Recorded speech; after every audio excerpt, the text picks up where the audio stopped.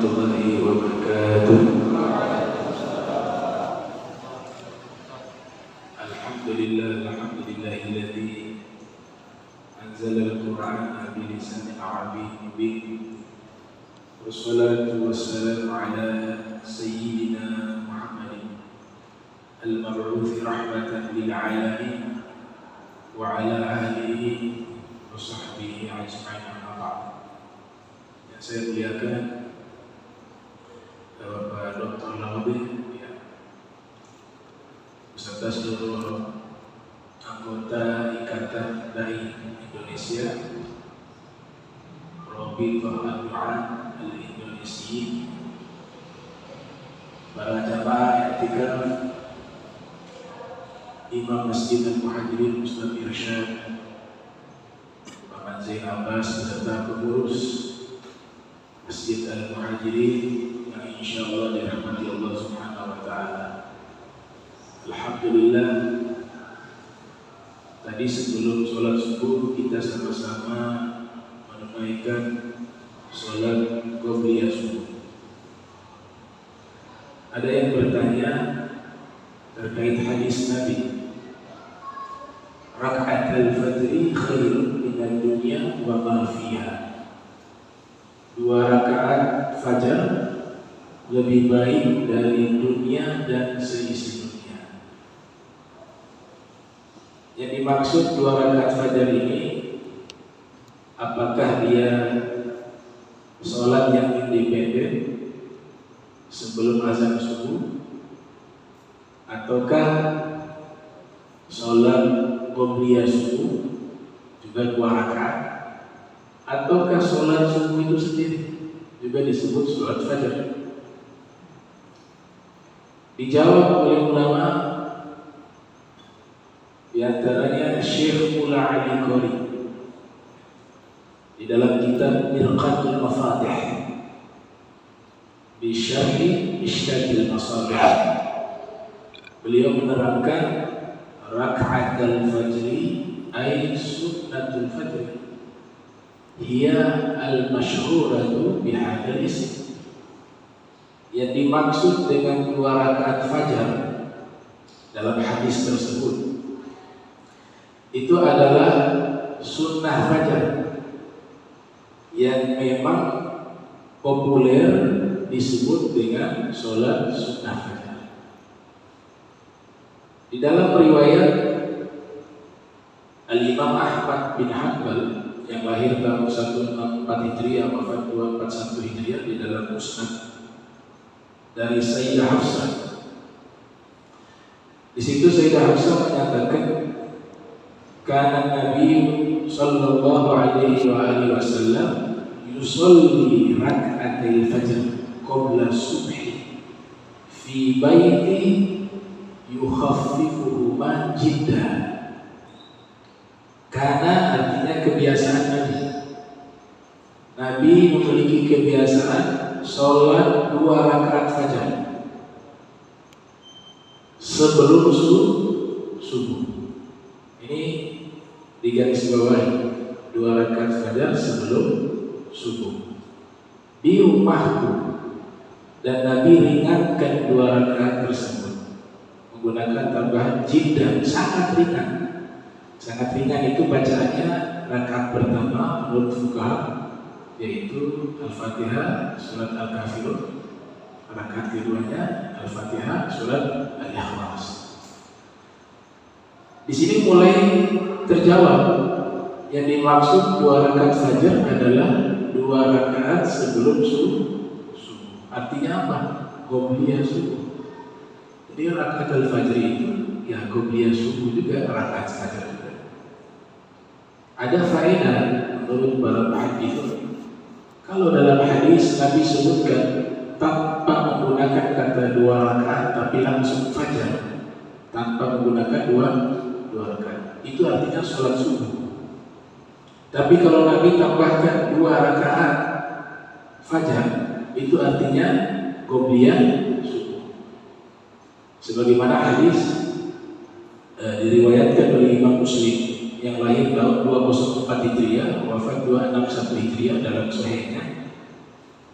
dari sahabat bernama Jabir bin Samrata menyatakan, Inna Rasulullah sallallahu alaihi wasallam idza shalla al-fajr, tanpa menggunakan rak'atain al-fajr, langsung idza shalla al-fajr, jalasa fi musalla hatta tadlu asy-syams hasanah. Nabi apabila sholat fajar, itu artinya sholat subuh, tanpa menggunakan dua rakaat saja. Jadi kalau 2 rakaat fajar itu qobliyah subuh dalam hadis yang disabdakan oleh Nabi dan dijelaskan oleh sahabat. Tapi ketika langsung Nabi sholat fajar, itu sholat subuh. Kebiasaan Nabi selesai sholat subuh jalas, gak langsung keluar masjid, duduk dulu. Ada yang zikir, ada yang baca Al-Quran, ada yang mendengarkan kajian semacam ini sampai terbitnya matahari. Nah itu tradisinya Nabi kita Muhammad SAW. Kebiasaan beliau, ya, kebiasaan beliau jadi sunnah. Di dalam riwayat Imam At-Tabrani dipertegas lagi. Imam Tabrani lahir tahun 260 Hijriah, wafat 360 Hijriah. Jadi umurnya 100 tahun. 260 lahir, wafat 360. Di dalam Mu'jamnya ada riwayat menyatakan la sholata ba'da al-fajr illa rak'atain qabla sholatil fajr. Tidak ada sholat, maknanya tidak ada sholat sunnah sesudah sholat subuh. Nabi gunakan al-fajr. Jadi tidak ada ba'diyah subuh, tidak ada. Adanya qobliyah. Dan yang ada 2 rakaat sebelum melakukan sholat subuh. Jadi jelas, tidak perlu bingung. Namanya sholat rakaat al-fajr itu dalam hadis itu namanya sholat qobliyah. Itu juga diterangkan oleh ulama Nusantara, yaitu Syekh Nawawi Al-Bantini dalam kitab Nihayatul Zain. Terkait judul sholat pilar kesuksesan puasa. Bagaimana hukumnya orang yang berpuasa tapi tidak sholat 5 waktu? Jawabannya puasanya sah, tidak membatalkan puasa. Tapi di saat yang sama melakukan dosa. Ibarat kata dia lagi mengejar pahala di dalam berpuasa, tapi dia lupa dia melakukan dosa yang lebih besar dari pahala tersebut, yaitu meninggalkan sholat 5 waktu. Karena memang level sholat 5 waktu lebih tinggi dari puasa Ramadan, sekalipun dua-duanya wajib. Makanya rukun Islam itu kalau diurut itu ditartib, ya, urutan mulai dari 2 kalimat syahadat, baru melaksanakan sholat, menunaikan zakat, puasa, yang keempat di bulan suci Ramadan, yang kelima ibadah haji. Nah orang yang sudah sholat juga jangan puas. Alhamdulillah sudah sholat 5 waktu, itu sudah nikmat besar. Terima kasih sama Allah, Allah yang mudahkan. Laulallah ma shalaina. Kalau bukan karena kehendak Allah, kita tidak mampu sholat. Ini berkat petunjuk dan kehendak Allah kepada kita, bahwa kita taat bukan karena kita, tapi Allah yang mudahkan kita, sehingga tidak lahir sifat sombong dalam ibadah. Nah kita sudah menjaga sholat 5 waktu, itu sudah alhamdulillah. Tapi kita tidak boleh puas sampai di situ. Kita harus mengejar yang namanya al-khusyur fi sholat. Sholatnya khusyuk. Itu yang disebut di dalam Al-Quran orang sukses. Qad aflahal mu'minun alladzina hum fi sholatihim khashi'un. Orang yang sukses, orang beriman, dia sudah sukses. Tapi mau lebih sukses lagi dalam sholatnya khusyuk. Memang khusyuk tidak mudah. Kami bagi ada 3 cara, 3 perantara yang bisa membuat kita meraih khusyuk dalam sholat. Kami istilahkan dengan istilah pertama disebut dengan al-wasail ad-dakhiliyah. Ada perantara internal. Internal itu tinjauannya adalah aspek hati. Yang kedua al-wasail al-kharijiyah, ada perantara eksternal. Tinjauannya adalah fisik, al-jawarih. Dan yang ketiga istilah dari Imam Al-Ghazali, keterangan beliau kami istilahkan dengan al-wasail at-takmiliyah, perantara penyempurna. 3 ini kalau kita terapkan, insya Allah kita bisa menggapai khusyuk di dalam sholat. Khusyuk di dalam sholat. Yang pertama perantara internal, tinjauannya adalah hati. Al-Imam Al-Qurtubi, ulama ahli tafsir Al-Quran, beliau diperkirakan lahir tahun 600-an Hijriah sampai 610 Hijriah, wafat 671 Hijriah. Ulama Spanyol Andalus. Beliau mengatakan al-khusyu'u mahalluhul qalb. Khusyuk itu tempatnya di dalam hati. Fa idza khasha'at al-jawarih kulluha li khusyu'ih. Apabila hati ini sudah khusyuk, maka anggota tubuh ikut khusyuk. Idh huwa malikuha, karena hati itu adalah penguasa dari seluruh anggota tubuh.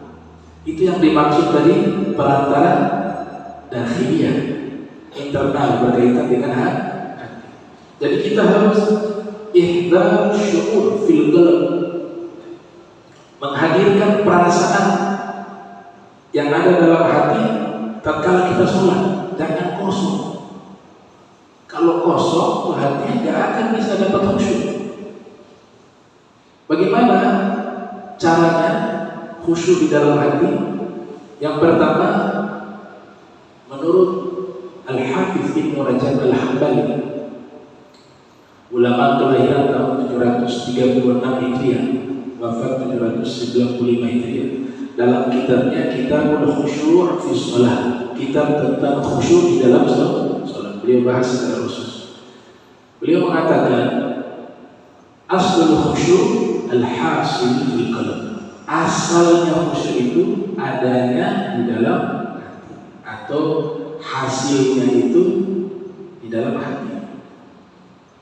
Innama huwa min ma'rifatillah wa ma'rifati 'azamatihi wa jalalih wa kamalih. Faman kana lillahi 'araf fahuwa lahu akhsha. Beliau katakan bahwa ketika sholat kita mengetahui bahwa yang kita sembah ini adalah zat yang maha agung. Bukankah kita awali dengan lafaz takbir Allahu Akbar, itu dengan sekedar lafaz, tapi tancapkan dalam hati bahwa yang kita sembah zat yang maha besar, maha segala-galanya, yang menguasai segala-galanya, yang memiliki kekuasaan mutlak fis samawati wal ardh, baik di langit maupun beserta isinya. Ketahui, kenali yang kita sembah zat yang maha agung, zat yang maha sempurna, zat yang maha besar. Itu yang pertama dihadirkan dalam hati. Yang kedua, merendahkan diri di hadapan Allah. Kita hadir melaksanakan sholat, hadirkan di dalam hati bahwa saya ini hamba yang paling banyak dosa. Saya ini hamba yang paling banyak kekurangannya. Saya ini hamba yang tidak memiliki kebaikan. Itu namanya at-tadallul, merendahkan diri di hadapan Allah. Filosofi sholat sudah mengajarkan, Bukankah kita sujudnya lebih banyak dari berdiri?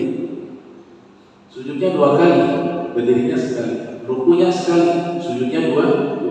Kita letakkan anggota tubuh yang paling mulia yang dimiliki oleh kita, wajah, ke tempat yang paling indah, tempat pijakan kaki, lantai atau tanah. Itu untuk mendidik bahwa kita hamba yang hina menghadap kepada Allah yang maha mulia. Makanya Imam Junaid Al-Baghdadi yang lahir tahun 215 Hijriah, wafat 248 Hijriah, dikutip oleh Syekh Abdul Karim Al-Kushairi dalam kitabnya Ar-Risalah Al-Kushairiyah, menyatakan al-khusyu' tazallul qulub li'allamil ghuyub. Khusyuk itu adalah merendahkan diri di hadapan Allah. Merendahkan diri di hadapan Allah. Itu yang kedua.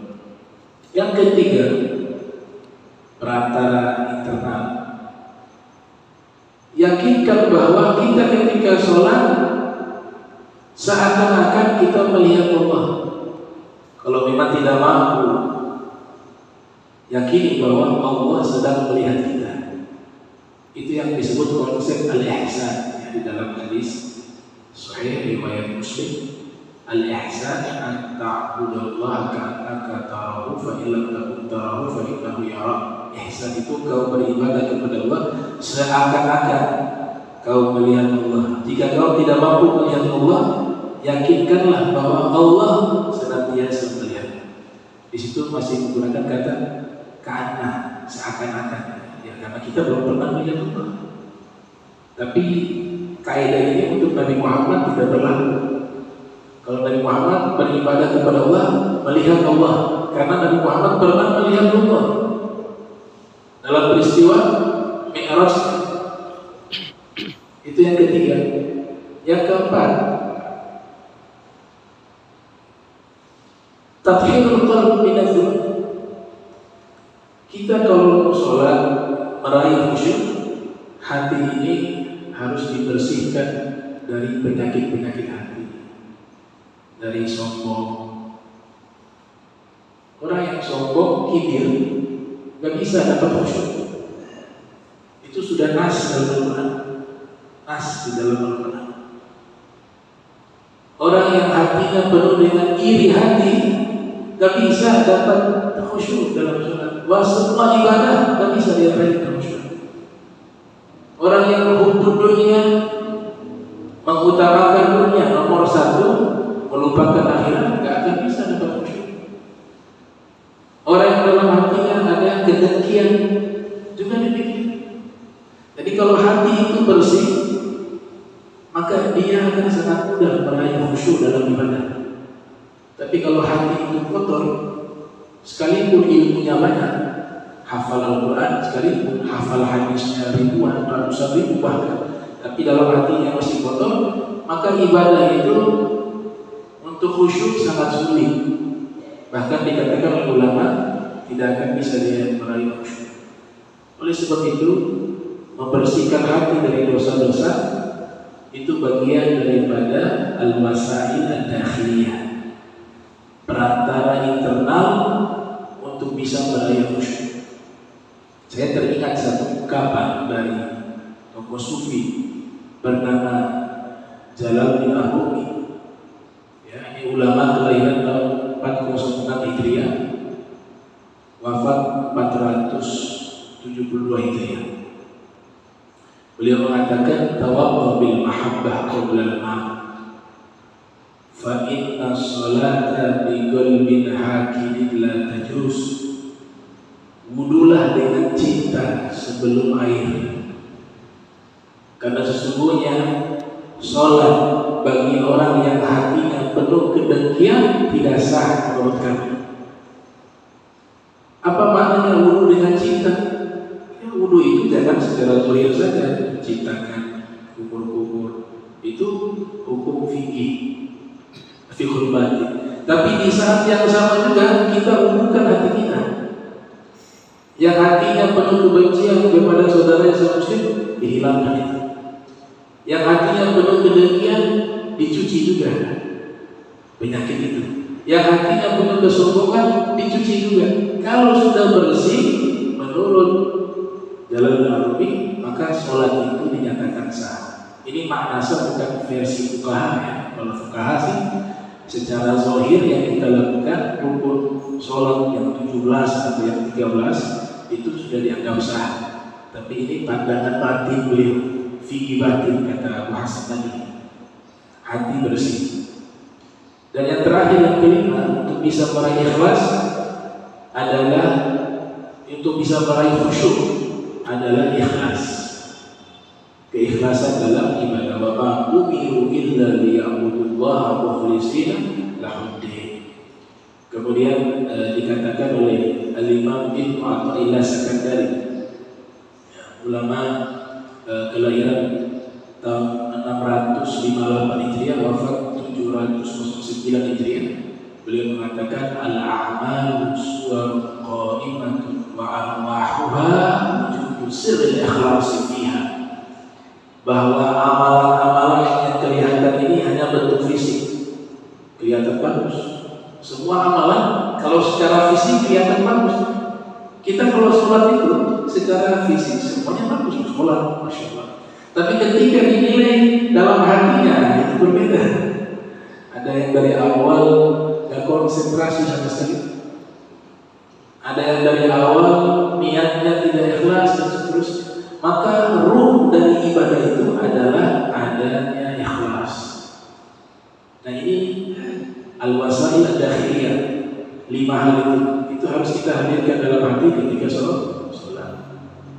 Tapi jangan lupa yang secara fisik juga jangan ditinggalkan. Kami istilahkan dengan istilah al-wasail al-kharijiyah, perantara eksternal yang di luar. Itu berkaitan dengan apa? Ringkasan dari ucapan salah satu ulama Al-Habib Abdul Al-Haddad dalam kitab Risalatul Mu'awanah. Beliau mengatakan wa 'alaika bil khusyu'i fi sholati, hendaknya kamu khusyuk dalam salat, wa khuduril qalb wa tahsinil qiyam. Kalau secara fisik berdirinya dalam salat harus berdiri yang bagus.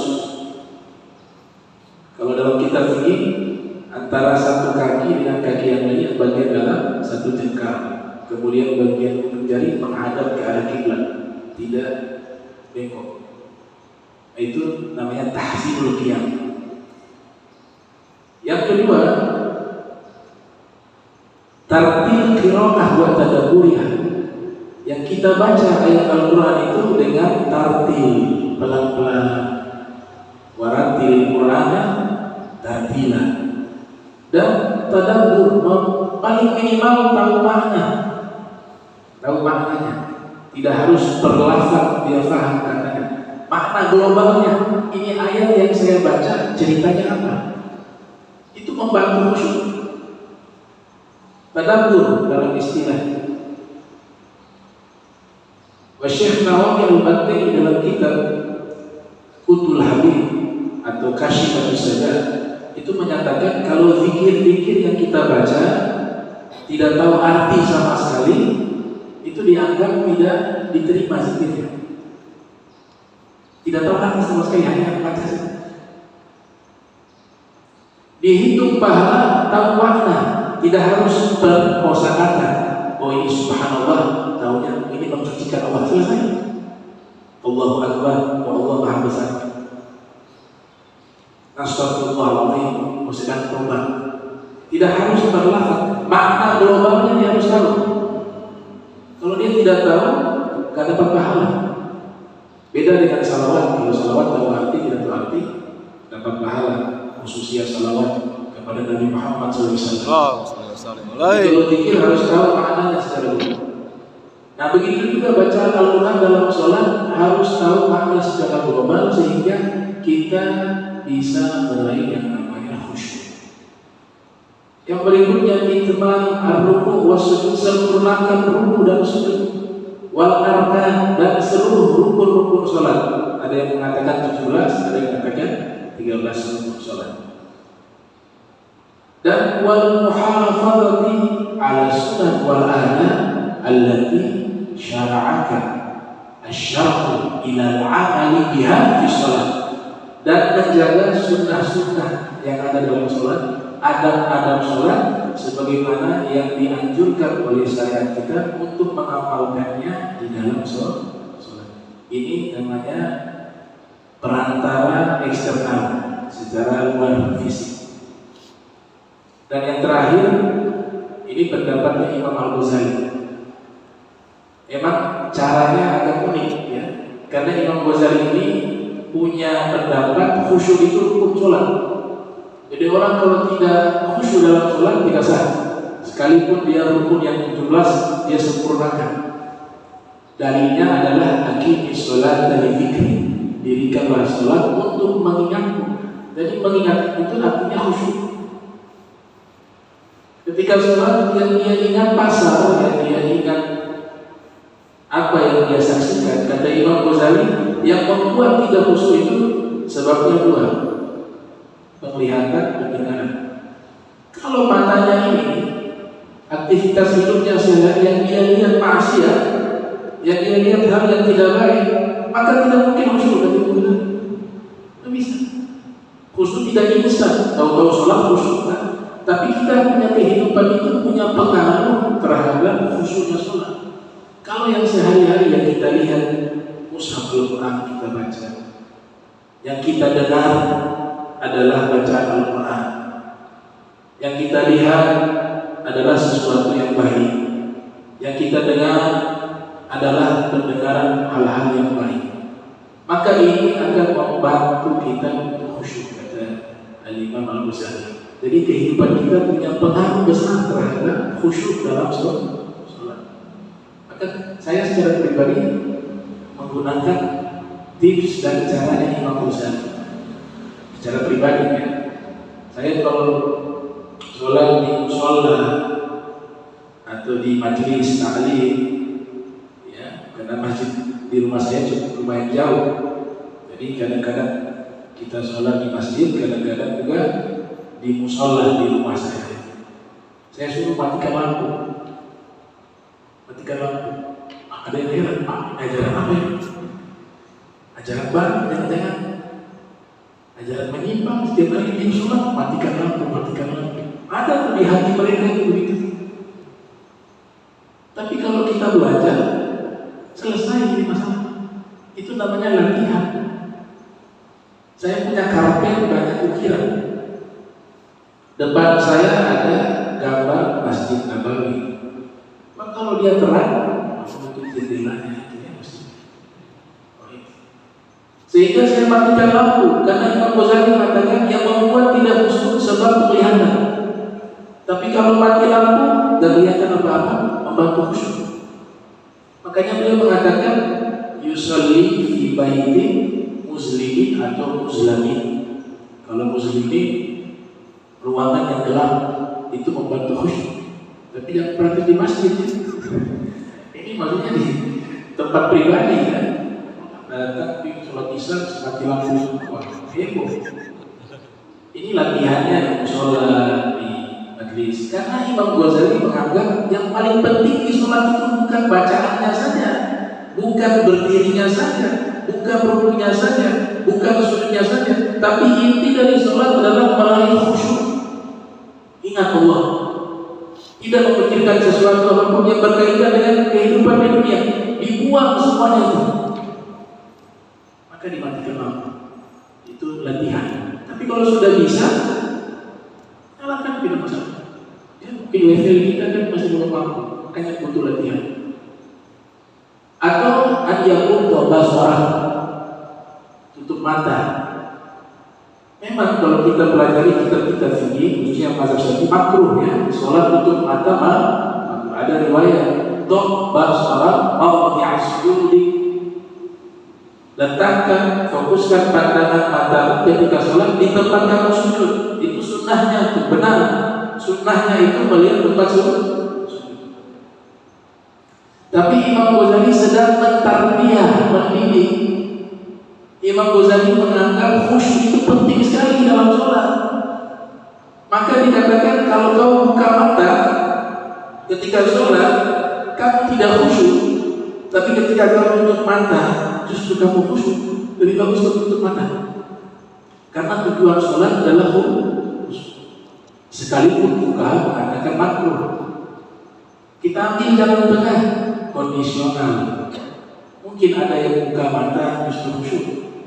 Mungkin juga ada yang tutup mata tidak khusyuk. Tergantung dari kita. Ketika buka mata, saya lebih khusyuk dibanding tutup mata. Buka mata lebih bagus. Lihat tempat sujudnya. Kalau tutup mata lebih khusyuk, silakan gunakan pendapat Imam Al-Ghazali. Kalau saya pribadi masih tutup mata. Kita dari dulu kebiasaan itu tutup mata itu. Tapi tadi 5 hal tadi dihadirkan perantara yang ada di dalam hati internal.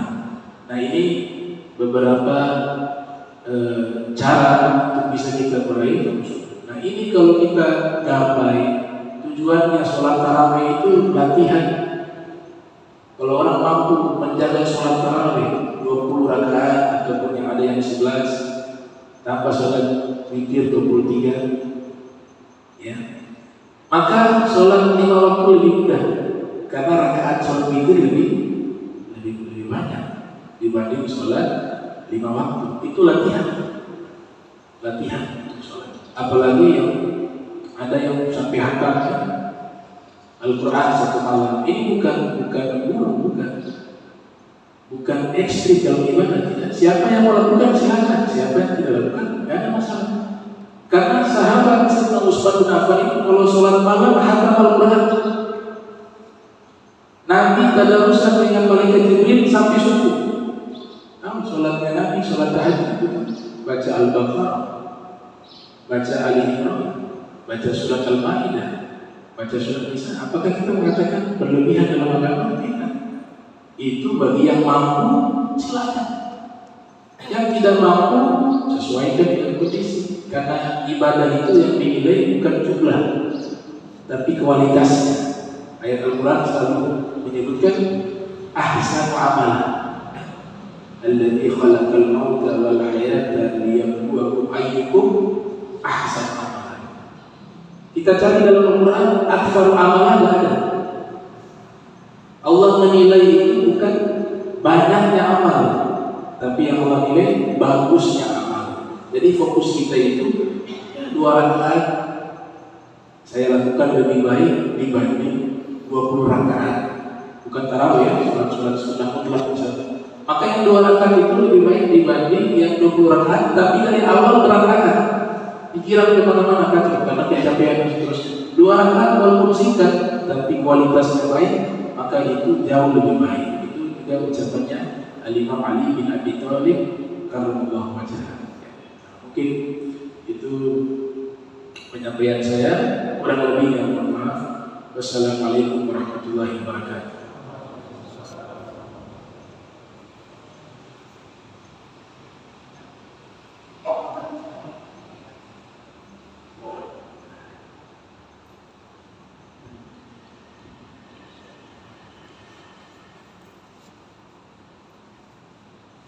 Ya, alhamdulillah kita sudah sama-sama mendengarkan kuliah subuh ya dari Habib Muhammad Rahman. Dipersilakan para jemaah jika ada yang ingin bertanya atau mengkonfirmasi hal-hal yang ingin dikonfirmasi.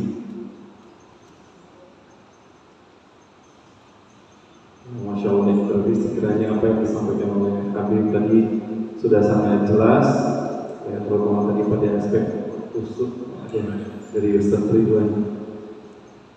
Ustaz.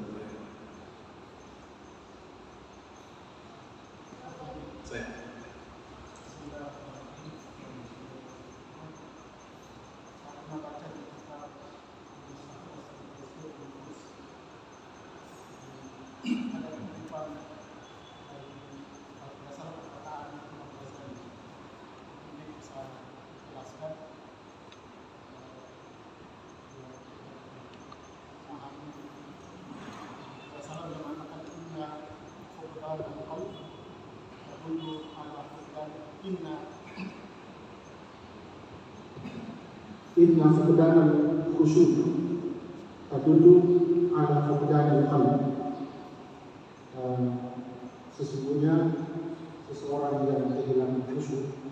menunjukkan dia laki-laki. Itu mohon penjelasan ini biar kita semua di sini. Jazakallah khair.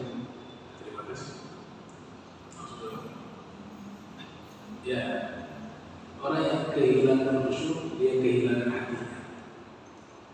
Tadi saya sudah singgung di awal, tempat khusyuk itu mahal hubal. Khusyuk itu bukan di berdiri, khusyuk itu bukan di bahkan khusyuk itu bukan di tangisan. Tapi khusyuk itu sumbernya di dalam hati. Nah, sehingga orang ketika tidak khusyuk, hatinya tidak aktif. Secara fisik kelihatan khusyuk, sambil goyang-goyang kepala itu baca khusyuk, sambil meneteskan air mata. Tapi hatinya ini sebenarnya tidak hadir ketika sholat. Maka dikatakan oleh Imam Ghazali, fuqdanul qalb, itu hatinya hilang karena khusyuknya tidak ada. Nah, sehingga korelasi antara khusyuk dan hati ini tidak bisa dipisahkan. Dalam kajian agama Islam, yang menjadi pembahasan utama itu bukan fisik, ya. Fisik dinilai penting karena memang ada ibadah yang sifatnya fisik. Tapi yang menjadi substansinya itu adalah seluruh ibadah itu yang Allah lihat hati. Hadis yang kita mungkin sudah hafal, innallaha la yanzuru ila suwarikum wala ila ajsamikum walakin yanzuru ila qulubikum. Allah tidak melihat fisik kalian, Allah tidak melihat gambar pakaian kalian, tapi yang Allah lihat isi hati kalian. Ini jangan disalahpahami. Jangan disalahpahami. Artinya apa? Berarti fisik tidak penting, kan? Karena dulu muncul kelompok namanya Murji'ah, salah paham tentang hadis-hadis macam ini, bahwa amalan yang utama itu yang Allah ini adalah amalan hati, sehingga sholat tidak perlu, cukup hati kita ingat Allah sudah sholat,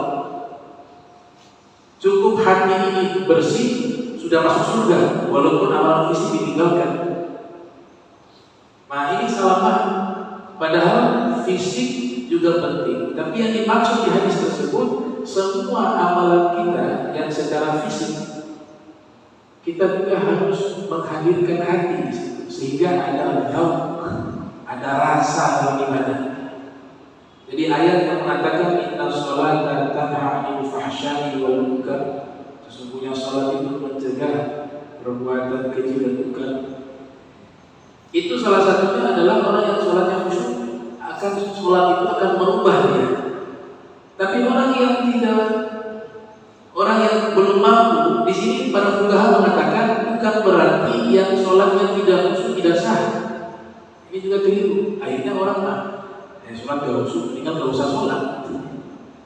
Habis sholat tidak diterima sama Allah harus khusyuk, kemudian diterima. Saya katakan ini pendapat Imam Ghazali.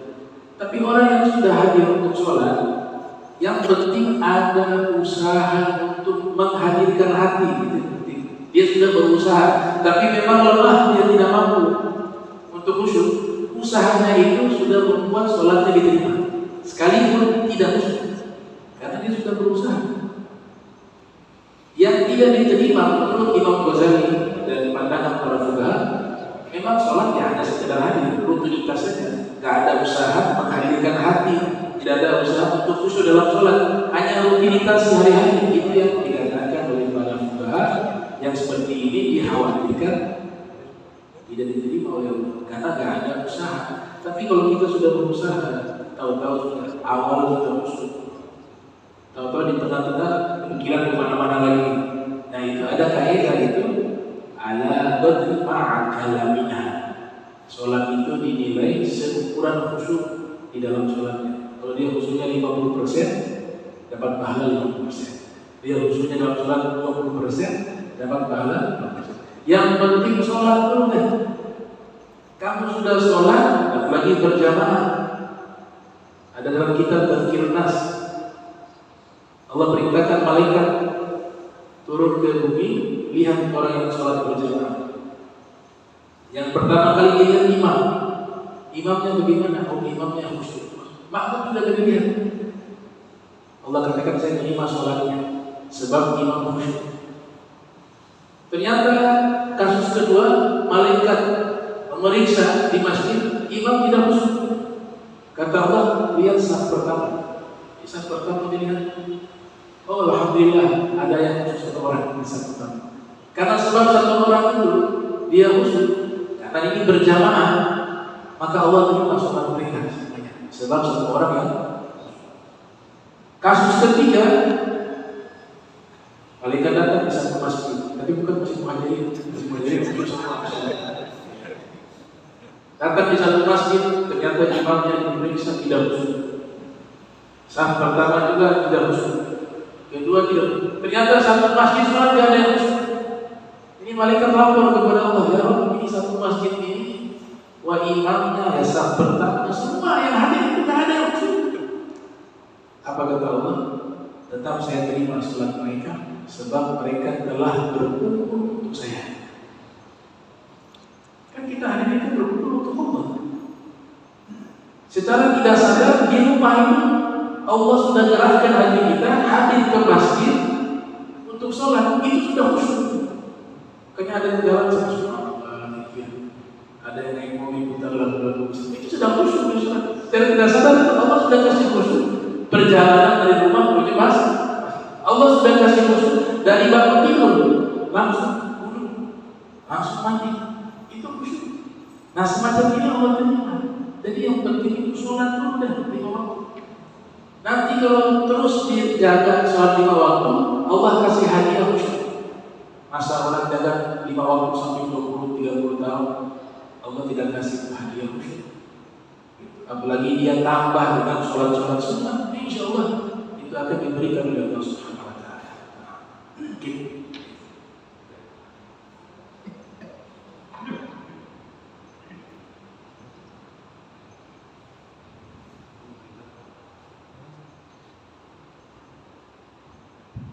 Ya, alhamdulillah sudah sama-sama kita mendengarkan kembali penjelasan atas pertanyaan yang disampaikan.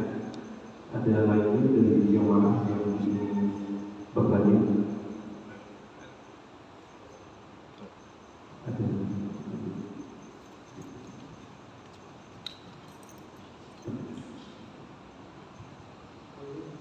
Assalamualaikum warahmatullahi wabarakatuh.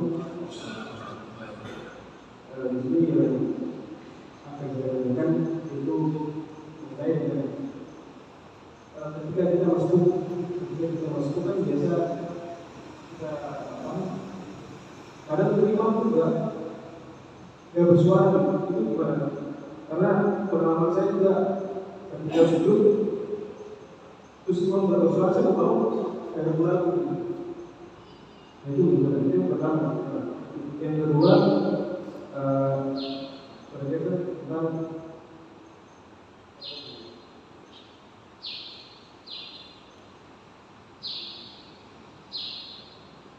yang kedua itu tentang masalah apa? Kalau misalkan kita sholat subuh sudah jam 6 lewat, tapi belum matahari itu, apakah masih bisa sholat subuh atau gimana? Kayak gitu. Coba. Dia maksudnya tidak bersuara imam, dia datang masuk imam.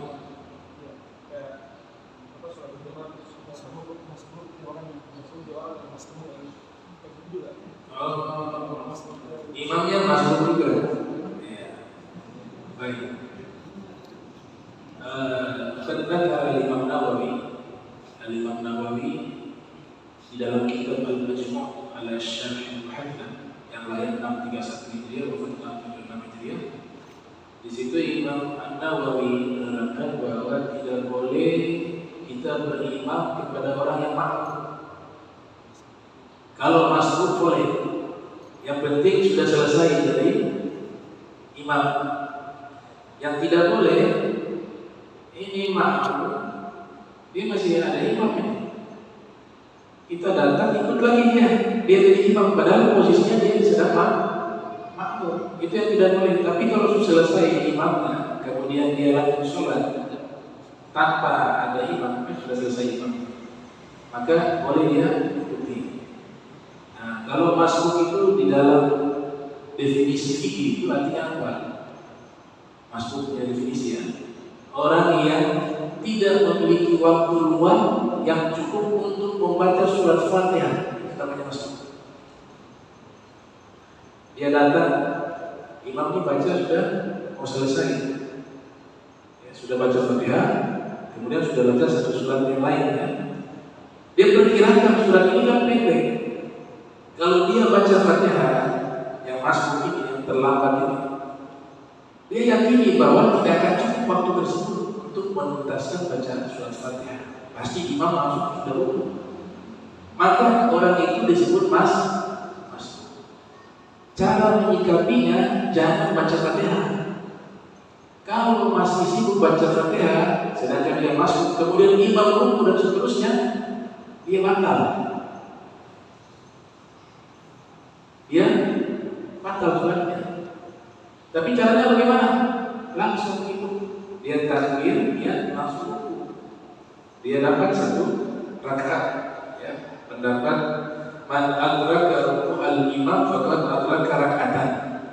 Siapa yang mendapati rukunya imam, dia dapat satu rakaat. Walaupun ada ulama yang beda pendapat, ya, menyatakan bahwa kalau Fatihahnya dibaca, sekalipun dapat rukunya imam, tetap tidak mendapatkan satu rakaat. Guru-guru kami yang ada di Hadramaut misalnya itu, mereka mazhab Syafi'i, tapi dalam perkara ini mereka amalkan mazhab yang lain.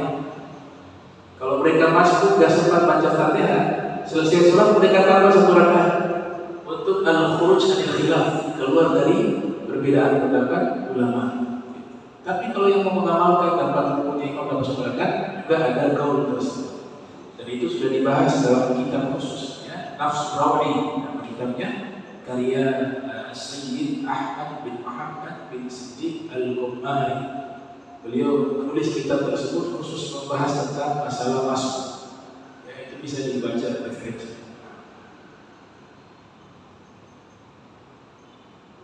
Dan yang kedua tadi,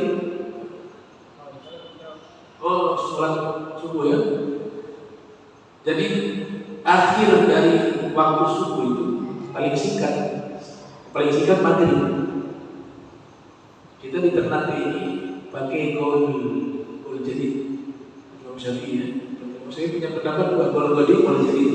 Gaul jadi adalah pendapat lama beliau ketika ada di Irak. Gaul jadi ketika beliau sudah pindah ke Mesir. Kebanyakan yang kuat itu yang jadi karena ya, sistemnya revisi ya. Kalau kita beli buku cetakan tahun 70 dengan buku cetakan 2024 yang sudah mulai proses revisi, tentu yang 2024 itu lebih kuat, lebih baik karena sudah ada perbaikan-perbaikan. Itulah pemahaman gaul jadi. Nah, kita di Ternate ini ternyata menggunakan gaul jadi. Gaul jadi itu waktu maghrib singkat sekali, tapi diberikan umpama oleh para fuqaha. Dia sholat 3 rakaat, kemudian sholat sunnah 2 rakaat, sebelumnya dia wudu, ya, wudu pakai pakaian, sholat maghrib 3 rakaat, kemudian tambah sholat sunnah 2 rakaat, selesai itu baca zikir-zikir yang ma'thurah, habis itu masuk isya. Itu gaul jadi. Tapi gaul jadi megamerah hilang, baru waktu maghrib selesai. Tapi ulama mengatakan yang kuat dalam perkara ini justru gaul jadi. Waktu maghribnya itu agak lama sampai beda merah. Setelah itu waktu subuh. Waktu subuh itu paling singkat setelah maghrib, yaitu kapan? Hatta tulu asyams, hingga matahari naik. Kalau matahari sudah muncul, walau qarsahu, dalam kitab Fathul Mu'in karya Syekh Zaid bin Maliban mengatakan walaupun bundarannya itu sudah muncul, itu sudah selesai. Tapi kalau lihat matahari punya bundaran, dia muncul sedikit saja, itu sudah selesai waktu sholat subuh. Maka niatnya ketika sholat sudah tidak bisa ada yang biasa pakai lafaz niat itu. Yang nggak pakai lafaz niat kan di hati. Semua sepakat niat itu di hati. Ini yang biasa pakai lafaz niat. Sholli fardhu subhi, raka'ataini, adaan, makmuman, mustaqbal kita. Panjang kan? Adaannya itu udah nggak bisa dipakai. Karena adaan itu melaksanakan sholat tepat waktu. Dia sudah melaksanakan sholat subuh ketika matahari sudah muncul, itu sudah keluar dari waktu, maka niatnya qadhaan, niat qadha, sudah bukan adaan, ya, sudah bukan adaan. Dan dalilnya bahwa orang yang kelewat waktu tidak sengaja, kewajibannya tetap ada mengqadha. Tapi mengqadha ini jangan jadikan kebiasaan. Setiap hari subuhnya qadha, ya qadhaan, jangan itu kebiasaan jadi dosa. Qadha itu pilihan terakhir untuk menuntut hutang sholat yang kelewat waktu. Kayak Nabi katakan, man nasiya 'anis sholati atau man naha 'anis sholati aw nasiya falyusalliha idza dzakaraha. Siapa yang ketiduran dari sholat sehingga keluar waktu atau lupa melakukan sholat, maka hendaklah dia melaksanakan sholat tersebut ketika dia mengingatnya. Itu dalil qadha. Kewajibannya tetap berlaku.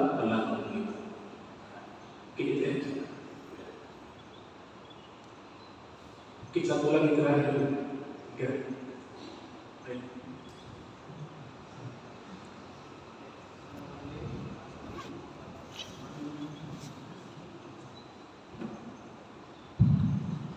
Assalamualaikum warahmatullahi wabarakatuh. Iya, langsung saja ke pertanyaannya. Tadi sempat disinggung oleh Nadim terkait dengan qadha atau dengan waktu sholat. Nah, pertanyaannya bagaimana kita yang di waktu usia paling sebelumnya kadang masih belum melaksanakan sholat seperti yang alhamdulillah sekarang masih bisa terjaga gitu. Sementara yang sholat sebelumnya belum dilaksanakan, apakah kita masih bisa ganti di sekarang ini atau sudah bisa lagi diganti? Yang kedua, saya pernah dengar ada semacam istilah yang biasa digunakan di Ternate yang tagi-tagi masa beya, tagi-tagi masa beya. Nah itu kira-kira seperti apa di terjemahkan tadi yang di belakang. Saya sudah tahu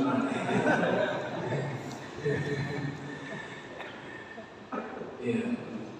Jadi mulai kapan kita dibebankan wajib sholat? Itu yang pertama harus tahu. Itu di dalam kitab-kitab fikih mukhtasar. Ya saat balik sudah dikatakan bulugh ya, tanda balik ya 9 tahun hitungan hijriah, atau sudah mimpi basah. Kalau belum pernah mimpi maksimal 15 tahun, sekalipun belum mimpi sudah dewasa, laki-laki ya. Kalau perempuan ada menstruasi minimalnya 9 tahun hitungan hijriah, atau mimpi basah, perempuan juga mimpi basah di usia minimal tadi 9 tahun juga ke atas, atau tidak mimpi basah, tidak haid tapi wanita itu sudah mencapai usia 15 tahun, maka dia juga sudah dinyatakan balik. Nah, mereka inilah yang mulai disebut sebagai orang disebut khallaf, orang yang dibebankan hukum syariat. Disitulah mulai hitungan kewajiban sholat kita.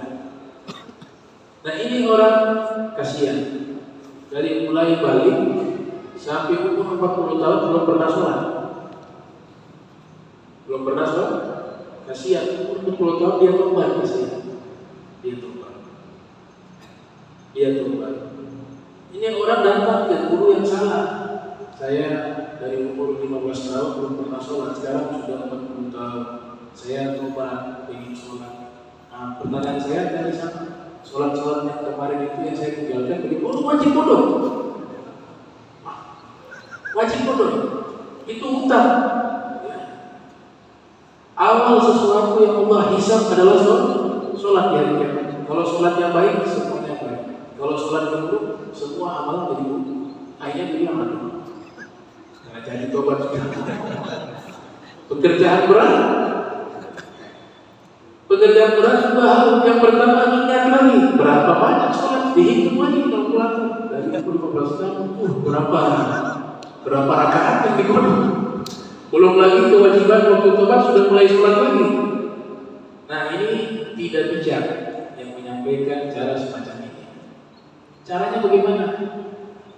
Kalau memang tidak pernah sholat, atau dia pernah sholat cuma ada yang dia tinggalkan.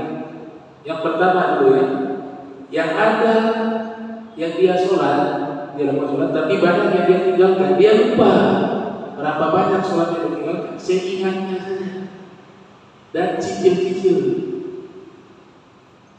Kalau kodok itu nggak ada waktu haram. Kodok sholat tidak ada waktu haram. Ada kan waktu pada asar nggak boleh, pada subuh nggak boleh kecuali matahari sudah terbit, pada asar kecuali matahari sudah tenggelam. Ini tidak berlaku bagi kodok. Bebas kapanpun bisa. Di waktu apapun. Tidak harus dohor dengan dohor, waktu dohor. Mau kodok asar ke waktu asar. Ya memang ada pendapat itu, tapi ulama mayoritas mengatakan gak terikat waktu. Sehingga dia mau kodok. Nah, dia sudah ada niat mengkodok, sekalipun belum selesai, Allah maafkan. Allah maafkan. Karena dia sudah ada niat. Yang penting dia menyesal, dia mau kodok seingatnya. Begitu juga yang tadi dari balik sampai umur 40 tahun tidak pernah sholat. Cara menyampaikannya, insya Allah Allah terima. Kamu sudah alhamdulillah sudah tobat sekarang. Sholat saja. Kemudian ada waktu kamu kodok. Yang penting niat ingin mengkodok sholat yang telah lampau. Tahu-tahu meninggal dunia, Allah maafkan. Jangan bilang harus kalau tidak neraka. Wah, mereka tidak akan mau tobat. Nabi tidak mengajarkan seperti itu. Bil hikmah wal mau'izah hasanah. Orang sudah niat berusaha, dan itu kan memberatkan al-masyaqqah dan taysir. Dalam kaidah usul fikih, sesuatu yang memberatkan itu dijadikan mudah sesuai kaidah hukum. Yuridullahu bikumul yusra wa la yuridu bikumul usra. Allah itu ingin mudah pada kita, tidak bisa. Jadi tetap dia mengkodok sholatnya, tapi dia tidak dipaksa harus berapa hari selesai. Seingatnya saja. Dia kan mungkin punya aktivitas kerja juga, cari nafkah dan lain sebagainya. Nah, saran saya dia ikuti dengan sholat 5 waktu. Jadi sholat qobliyah ba'diyah niatnya kodok, ganti dengan sholat kodok. Jangan dulu sibuk dengan sholat sunnah, karena kodok itu lebih wajib. Sholat sunnah diganti. Kalau rajin kodok apa sholat sunnah lagi? Gitu. Setiap 5 waktu rutinkan. Ada beberapa guru kami punya amal begitu. Dia saking takutnya dengan waktu masih muda, ada sholat yang terlewatkan. Mereka setiap habis sholat wajib, habis sholat sunnahnya, sholat kodok. Nah itu kalau dilakukan, insya Allah akan selesai sholat kodok kita. Sekalipun tidak kodok semuanya, tapi kita sudah punya niatan ingin mengkodok. Allah Maha Pengampun pada waktu itu. Yang penting sudah tobat dan mau menjaga sholat 5 waktu, dan juga mau mengkodoknya semampunya. Yang kedua tadi apa? Kota itu. Tadi saya katakan itu ketika duduk ingat Allah, ketika berdiri ingat Allah. Ini bahasa-bahasa tasawuf falsafiyah. Ada satu aliran namanya tasawuf sunni, ada tasawuf akhlaki, ada tasawuf falsafi. Sebenarnya makna itu bukan berarti meninggalkan sholat. Sholat itu selama akal masih ada, sekalipun tubuh ini lumpuh, kewajibannya tidak gugur. Sholat itu kewajibannya dinyatakan sudah gugur ketika akal tidak berfungsi. Dia gila misalnya, dia tidak wajib sholat. Atau dia punya kelainan mental, dia tidak wajib sholat. Jadi yang dinilai wajib sholat itu akal, bukan fisik. Dan sampai kapanpun kewajibannya itu tetap ada sampai kita meninggal dunia. Jadi kalau ada pemahaman-pemahaman yang mengajarkan sholat itu tidak penting, yang penting hati baik, nah ini sudah menyalahi apa yang dicontohkan oleh Rasulullah. Hati yang paling terbaik itu hatinya Nabi Muhammad. Tapi Nabi Muhammad tidak pernah tinggalkan sholat. Bahkan Nabi Muhammad punya sholat lebih dahsyat daripada kita. Nah itu sebagai dalil yang terkuat bahwa sesungguhnya meninggalkan sholat sekalipun hatinya sudah bersih, ketika dia mengatakan hati itu bersih tidak perlu sholat, itu sesungguhnya hatinya sudah kotor karena merasa hatinya lebih baik dari hati Nabi Muhammad. Karena Nabi Muhammad punya hati paling bersih tapi paling menjaga sholat di waktu. Bahkan digambarkan oleh istri beliau Sayyidah Aisyah dalam hadis Sahih Bukhari itu kana yaqumu minal lail hatta tatafattara qadamah. Nabi itu sholat malam sampai kakinya pecah-pecah, kakinya bengkak. Ini bahasa kinayah, bukan bahasa hakiki. Ya, gak ada orang sholat kaki bengkak ya. Kalau tendang batu ya itu kaki bengkak. Itu bahasa biasa. Artinya apa?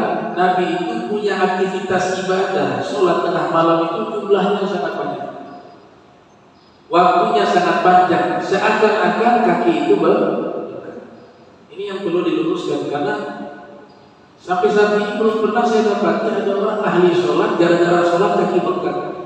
Kalau kita baca manaqib para auliya usuli, ada yang 1000 rakaat setiap hari. Seperti Al-Imam Ali Al-Abidin bin Husain, itu para sejarah mengatakan kana yusolli alfa rakaatin kulla yawmin wa lailah. Beliau sholat setiap hari 1000 rakaat, tapi gak ada riwayat kaki bengkak. Itu bahasa biasa. Artinya Nabi itu beliau sholatnya waktunya sangat panjang dan juga sangat banyak rakaat-rakaat di dalam sholat. Ada satu riwayat disebutkan oleh Syekh Yusuf At-Tabahani dalam kitab Masail Usul ila Syar'i Rasul, sahabat bernama Ibnu Mas'ud radhiyallahu anhu. Sayyidina Ibnu Mas'ud minta izin kepada Nabi ingin menemani Nabi sholat malam. Nabi izinkan. Beliau jadi imam, Nabi Muhammad jadi imam, beliau makmum. Sayyidina Ibnu Mas'ud. Ternyata waktu sholat hanya 2 rakaat saja. Nabi punya sholat dalam riwayat tersebut. Nabi mulai dengan Fatihah. Habis Fatihah baca surat Al-Baqarah. Atwalus surah fil Quran, surat yang paling panjang dalam Al-Quran. Kalau kita kan Al-Kautsar. Walhasil dibaca selesai Al-Baqarah, Nabi lanjut lagi surat apa? Al-Imran. Selesai Al-Imran, Nabi ruku.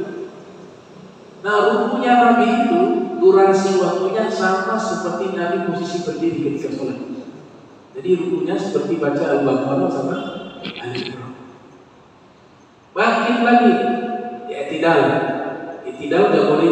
Ini kalau i'tidal, kalau rukun fikih namanya rukun qasir, rukun pendek, gak boleh dipanjangkan. Kalau kelamaan batal. Kelamaan batal, kecuali kunut nazilah. Atau dalam mazhab Syafi'i dan mazhab Maliki kunut subuh. Mazhab Hanafi, mazhab Hambali tidak berkunut. Makanya Nabi i'tidal cepat, tidak lama. Tapi ketika Nabi sujud pertama lamanya seperti ruku. Bangkit dan sujud pertama duduk di antara 2 sujud, tidak boleh panjang. Kalau itu memang hukumnya bisa dipanjang, Nabi akan panjangkan juga. Tapi Nabi sengaja mempercepat itu untuk memberitahukan itu gak bisa dipanjangkan. Namanya hukum qasir. Duduk di antara sujud, Nabi sujud lagi yang kedua, sujud yang kedua juga lamanya sama seperti ruku dan jadi durasi waktunya itu seperti membaca Al-Baqarah dan Al-Imran. Tapi bukan baca Al-Quran ya. Baca Al-Quran dalam posisi sujud hukumnya makruh. Baca Al-Quran dalam posisi sujud dan ruku hukumnya makruh. Apalagi i'tidal. Kecuali memilih doa-doa dalam Al-Quran. Ada kan dalam Al-Quran doa-doa. Kita waktu sujud baca doa yang berada di dalam Al-Quran. Dibolehkan oleh ulama, tapi bukan dengan tujuan membaca Al-Quran, tapi membaca doa. Maka itu dibolehkan. Bangkit rakaat kedua, Nabi lanjut lagi Fatihah, Baca surat apa lagi? Al-Maidah. Surat An-Nisa dan Al-Maidah itu rakaat kedua. Rukunya Nabi lamanya sama seperti berdiri. Sampai Ibnu Mas'ud, Sayyidah Ibnu Mas'ud mengatakan hamamtu bisu'in fi qalbi. Saya sudah tidak kuat, punya niat tidak baik dalam hati. Ini kalau yang imam bukan Nabi Muhammad, saya sudah lari. Tapi karena yang imamnya Nabi Muhammad, saya sedang tidak enak, ya saya ikuti terus. Nah ini contoh bagaimana Rasulullah ibadah sholatnya itu luar biasa. Luar biasa. Nah, gitu. Mungkin itu saja bisa disampaikan. Mudah-mudahan perkumpulan kita ini dirahmati oleh Allah Subhanahu Wa Taala. Allah berikan kita kemudahan di dalam melaksanakan kewajiban-kewajiban kita kepada Allah Subhanahu Wa Taala. Dan insya Allah yang hadir maupun yang tidak hadir, muslim dan muslimat, Allah Taala masukkan ke dalam surganya bighairi hisab, dan Allah Taala angkat bala dan musibah terhadap saudara-saudara kita di Palestina. Allah Ta'ala berikan pertolongan kepada mereka. Allah catat kepada mereka syuhada yang telah wafat di jalan Allah Subhanahu Wa Ta'ala. Bismillahirrahmanirrahim. Alhamdulillahirabbil alamin. Allahumma shalli wa sallim ala sayyidina Muhammad. Allahumma jam'ana hadha jam'an marhuma wa tafarraqna wa tafarraqna ma'asuma wa la tajmina wa la nashkila mahluma. Subhanaka wa bihamdika asyhadu an la ilaha illa anta astaghfiruka wa atubu ilayk. Wa sallallahu ala sayyidina Muhammadin wa ala alihi wa sahbihi wa barik wasallam. Wassalamualaikum warahmatullahi wabarakatuh. Alhamdulillah, jazakumullah khairan katsir ya Habib dan seluruh jamaah yang sudah mengikuti seluruh rangkaian materi selesai. Kita akhiri dengan doa penutup majelis seperti juga sudah disampaikan oleh Habib. Subhanallah wa bihamdihi asyhadu an la ilaha illa anta astaghfiruka wa atubu ilaik. Assalamualaikum warahmatullahi wabarakatuh.